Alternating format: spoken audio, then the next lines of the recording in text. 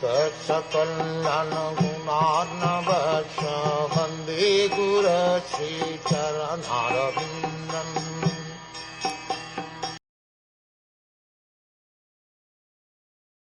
The conditioned soul therefore transmigrates into different species of life, higher and lower, because of his association with the modes of material nature.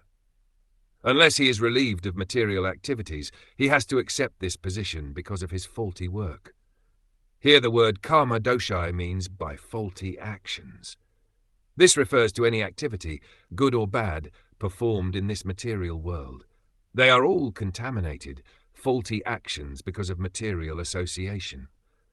The foolish conditioned soul may think that he is offering charity by opening hospitals for material benefit, or by opening an educational institution for material education, but he does not know that all such work is also faulty, because it will not give him relief from the process of transmigration from one body to another.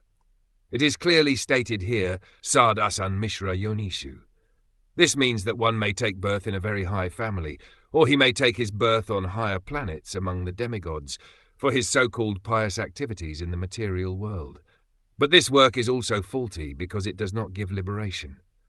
To take birth in a nice place or a high family does not mean that one avoids undergoing the material tribulations, the pangs of birth, death, old age, and disease.